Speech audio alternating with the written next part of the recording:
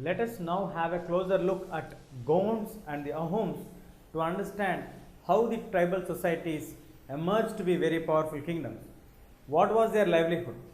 How the tribal groups emerged to be the caste-based groups? How did they got the divisions within themselves? All these things we can learn by doing case studies on two important tribal groups, that is the Ahoms and the Gonds. Let us now first go with the Gonds. The Gonds are the tribal groups where they used to stay in a large forest lands which are known as the Gondwana lands. These Gondwana lands, the land got the name as Gondwana because the place where the Gonds are staying, that places are called as the Gondwana lands. We have the Gonds staying in the large forest land known as the Gondwana land, and they are a very large tribal group community which are divided further into smaller tribes. They consist a huge population. Within themselves they have the divisions between them, and they used to practice the shifting cultivation. They used to do cultivation at a particular patch of land for 2 to 3 years of time, and later once the crop is cut, they burn that area and leave that place and move to the other place. So they used to shift the place of cultivation. That's why it is known as shifting cultivation or nomadic cultivation. And later in the Gonds also we have the people emerging to the position of the Rajas. Every Gond has a chief known as Raja or Rai, and the chiefs emerged when the Delhi Sultanate rulers started to become weak. They emerged to be very powerful, and some of the Gond chiefs started to dominate some of the important places in the kingdom. And as the time passed, we have some information available about the Gonds because this information we are able to get it in the book of Akbar Nama, which gives us the details of Akbar's biography, which gives us the details about the society during the period of Akbar's reign. So during the period of Akbar's reign, in the Akbar Nama, it is mentioned that one of the most powerful tribal group community which dominated the kingdom is the Ghara Katanga. In the Ghara Katanga region, we used to have a very strong influence of the Gonds. The Ghara Katanga empire used to have 70,000 villages, and it is used to be run with the perfect centralized administration. It is divided into Gar, and each Gar used to have a Gond clan as a leader there, and then the Gars are further divided into Chaurasis. Each Chaurasi used to have a control over 84 villages, and each Chaurasi is further divided into Barhats, which used to have control over the 12 villages. Like this, all these 70,000 villages are divided into Gars, Chaurasis and the Barhats during that period itself. And the Ghara Katanga kingdom is a very rich state. How did they acquire this much amount of wealth for them? And why are we calling this particular tribal community group as a rich group? Because they had earned lot of wealth by trapping and exporting the wild animals, especially the elephants. This also we come to know with the information given in the Akbar Nama. When the Gonds are attacked by the Mughal rulers, they are able to capture large amount of booty of coins, precious coins and elephants. That's how we came to know about this one. And later we have the Gond tribal groups emerging as the kings. Then when they are emerging as a dominant chiefs, later they want to get the domination and recognize themselves as the kings. First Gond king who declared himself as the king, the Raja, the clan chief, as the emperor of the other groups is that Amandas, who is the emperor of Ghara Katanga, declared himself as he is the Rajput of the king, and got the title as Sangram Shah, and his son Dalpat married to Durgavati, who is the princess of Mahbuba. Like this, the Gonds raised their social hierarchy by assuming the kingship, and they started to get the support of the Brahmanas also, because now the learned Brahmins started to move and stay in the Gonds kingdoms, and they started to praise the kings. They received large amount of grants, land grants, everything from the kings, and acquired important positions in the kingdom. And as the time passed now, we have the Dalpat getting married to the Durgavati, who is the princess of Mahbuba, and they had a son called named as Bir Narayan, but Dalpat died at very young age, at the age of 5 years for his son. Durgavati is a very strong ruler. She never gave up. She administered the kingdom on behalf of her son Bir Narayan till 1565, when the Mughal forces under the leadership of General Asaf Khan attacked the Gond kingdoms against Durgavati. She gave a stiff resistance but could not defeat them. So she needed to surrender herself. Instead of surrendering herself, she preferred to die. Later, her son also fought till the last moment, and finally he also died in fighting the battle with the Mughals. So finally, the Gonds became weak further and could not resist their positions against the strong emerging other tribes like Bundelas and the Marathas. Like this, the Gonds, who used to stay in the Gondwana land, who are a very large tribe, divided themselves into smaller tribes. They used to practice the shifting cultivation, and each Gond clan used to have a Raja, and these Rajas or the chiefs used to dominate the kingdoms when the Delhi Sultanate rulers are becoming weak.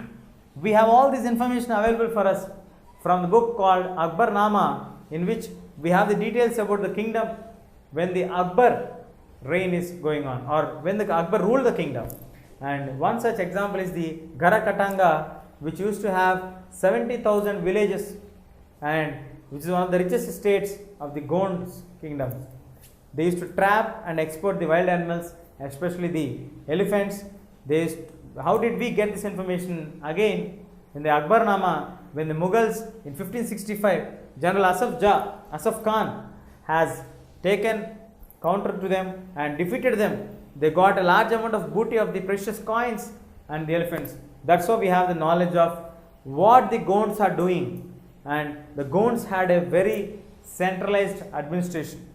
Of their 70,000 villages, they were divided into Gars, the Gond clan, Chaurasi, the 84, consisting of 84 villages, and the Barhats, again 12 villages. So the entire 70,000 villages are divided into Gars.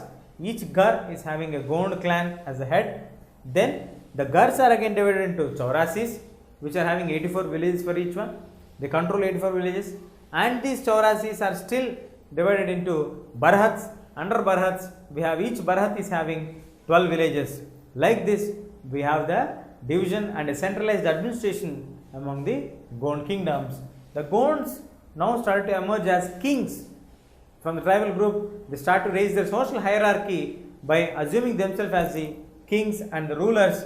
It was done first by Amandas, the Garakatanga ruler, and took up the title as Sangram Shah, where even the Brahmins also accepted this one, because the Brahmanas are now receiving land grants from the Gond king rulers and start to stay in the kingdom. So Amandas' son Dalapat got married to Durgavati, who is the princess of Mahbuba, and they had one son called Bir Narayan. But as Dalapat passed away at a very young age, Bir Narayan is only at the age of 5 years. So his mother Durgavati has taken over the charge and started to administer the kingdom in a very effective way and in a very strong manner. Till 1565, she controlled the kingdom. She lost the battle with the Mughals when Asaf Khan, the Mughal emperor, attacked the Gond kingdom. But she never decided to surrender herself. she died in fight in the battle when she heard the news that she lost the battle. Even her son Bir Narain also did the same thing. He also fought until his last moment, and later he was also died in fighting the battle against the Mughals. Like this, the Gonds became weak when they are fighting against the other Bundelas and the Marathas, who are emerging as strong tribal groups at that point of time. So this is the information which we have about the Gonds. Now let us learn about the Ahoms. Now let us learn about the Ahoms, the second tribal group, which we are going to have a closer look. Till now we discussed about the Gonds, from where did they come, like which region they stayed. Coming to the Ahoms, Ahoms are the people who migrated from the present day Myanmar region to the Brahmaputra Valley region, that is near the northeastern states like Assam. The people who migrated from the Myanmar to the Brahmaputra Valley region are the Ahom tribal groups. They stay near the state of Assam region, and later, once they came here, they started to create their own kingdom by destroying the existing rulers, by defeating the existing rulers like the Buyans. They started the landlord culture, the Buyans. How did they do this one? They annexed the Chutias in 1523 and Koch Hajo in 1581. So like this, they emerged to be very strong rulers by 1530, making a large state under their control of the Ahoms. In 1660s, they are able to make high quality gunpowder and cannons to fight against the mighty Mughal emperors. It is in 1662, Mir Jumla, the then general commander of army, Mughal's army, attacked the Ahoms. In spite of the brave resistance of the Ahoms, they were defeated by the Mughals. But the controlling of the Ahoms from the centralized region of administration of the Mughals could not last longer, and they could not hold control over the Ahoms region, but they are able to defeat them. And later, how about the society of Ahoms? Ahoms had forced labor concept. That is known as pikes.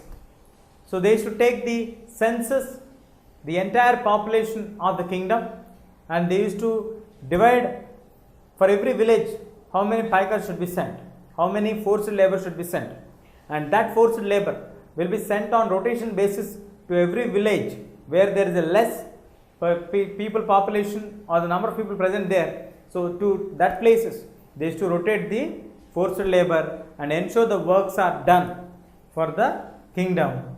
That's how they used to make the movements, and when these movements are made, the clan system, which is structured within the Ahom groups, got to break up. Each clan had its own identity, but when the group is being divided and forced to move to the other places, the clan structure got broke up with the forced labor concept, and especially the movement of the pikes made the clans to break up. Then we have the men compulsorily participating in the military at times of wars, and later when there is no other wars or other times, they used to work in the building sector or construction of the roads, dams, improving the irrigation facilities. Like that, they used to work for the kingdom, and they used to have the society where they have the clans and the khels. The peasants, the farmers, the agriculture is the main occupation for them. The people used to get lands given to the clan head, and once the land is allotted for the farmer or the agriculture purpose, even the king cannot take back the land from that particular family without the consent of the people of that particular clan. So even the king has to follow the people's opinion at that point of time. This also gives us an idea that they had some sort of democracy during that period itself in their administration, and they had centralized administration during that period. They used to control from the single point the entire state, and they used to worship the tribal gods for a very large period of time. Later, under the time of Sid Singh, where the land grants had been given for the Brahmins, and Brahmins started to spread the religion of Hinduism and the importance of Hinduism to all the other clans in the Ahom group, and slowly Hinduism became the dominant religion of the Ahoms. But still there are some people who still pray to their tribal gods. And coming to the other aspects of the society, they are very sophisticated society because they encourage the poets, they encourage the theatre skills, they encourage the translations from the Sanskrit language to the local language, and the Buranjis, the holy books which are written, were first written in the Ahom language and later into the Assamese language. Like this, the Ahoms who were migrated from the Myanmar region of the present day into the Brahmaputra valley near the Assam state of the present day in India, where these people started to start the Bhuyan's rule, that is the landlord system, by annexing the Chutias in 1523 and Koch Hajo in 1581. The large state, they emerged to be a very large state from 1530, and in 1660s they are able to create a high quality gunpowder and cannons to fight the mighty British Empire in 1662. That is, Mir Jumla, the commander of the Mughals at that time, attacked the Ahoms. In spite of the brave resistance given by them, they could not defeat the mighty Mughal Empire, and they were defeated by them, but could not control the kingdom for a very long time. They had the centralized administrative system, and they followed or they worshipped the tribal gods. Later, with the growth of the Brahmanas in the kingdom and the grants given by Sib Singh, advocated the religion of Hinduism to many people, and in the later part Hinduism became the dominant religion of the Ahoms, but still few of the Ahom clans worshipped the tribal groups. They had the concept of forced labor in their society. For that they had a system through which they take the census of the entire population, and once the population census are taken, they used to divide for each village how many pikes have to be sent, and on the rotation basis, if a village is having less population, then the people or the pikes of one village are being sent to the other village for the works to be done. Like this, the clans started to get broke up there, and men generally used to work for military at times of crisis or at times of wars. Later, they used to work in the building works, the construction of the dams, the improving of the irrigation facilities, like that for the society and for the betterment of the agricultural facilities. And they had the society divided into clans or kales. Each clan has a head, and if a peasant, a smith, a carpenter, every person has his own work. If a peasant is a landless person, a piece of land is granted to him, and with the consent of the people, once the land is granted, then even the king cannot take back the land without the consent of the people. And like this, they also had a very high profile structure of the society during that period itself. One we can see here, they had the democratic setup, like with the consent of the people, the king is going ahead, and they also used to encourage the skill of poetry, the skill of theatre arts, and translations of Buranjis from the Ahom language to the Assamese language, the Sanskrit language to the local language. Like this, the Gonds and the Ahoms had been the tribal societies but got transformed, emerged as the Rajput clans, and later dominated the kingdoms for more than hundreds of years. In each case, we have observed this one. Some had the democratic structure, some had the centralized administration, some had a very systematic way of doing the administration. Apart from all these things, they could not last longer and influence the society for a larger part, and they are able to maintain their own dignity for a short period of time. Though they come from a very undivided social groups or caste based groups, or like away from the caste based groups, they also got influenced by the caste based societies over a period of time.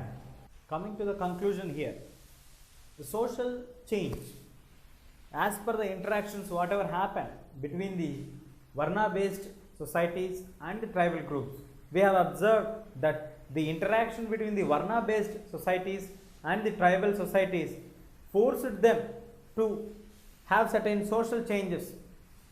Both the societies tried to adapt certain changes and start to change according to the requirement, and not all the tribal groups are ready to accept the changes. Most of them got added to that and merged with the caste based societies, while the others maintained their own identity and rejected to be a part of the Varna based societies or the caste based societies. And some of the tribal groups or the clans established an extensive states and had a centralized administrative system, which made them to become very powerful, like politically also, which enhanced their prestige.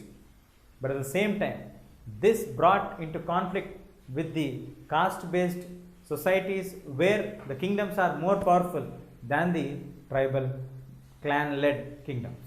So here we need to understand that the overall concept of this lesson is, when the interactions happen between different groups of people, they either try to adapt between each other and try to change according to the requirement. But when there is no interaction between the two societies, there is no possibility of any change happening or any adaptations happening between the two societies, though they know each other, but they cannot adapt between each other. Once there is an interaction and interdependence between the society A and the society B, then only there is a possibility to have some adaptations and some changes to come over the period of time. Some get merged towards this side, while the others from this side get merged with the other side. Like this, the societies get transformed over a period of time. That we have in this chapter of tribal groups, the nomadic groups getting connected or interacted with the settled communities, got transformed and emerged as most powerful kingdoms over a period of time, establishing a centralized administrative system, and later coming in conflict with the most powerful rulers at that time, and sometimes, though they gave a brave resistance, could not withhold against the caste based society's powerful strength and became weaker. This is the main theme of the lesson. If you like this video, please give a thumbs up. Please subscribe to our channel to get more videos on CBSE syllabus.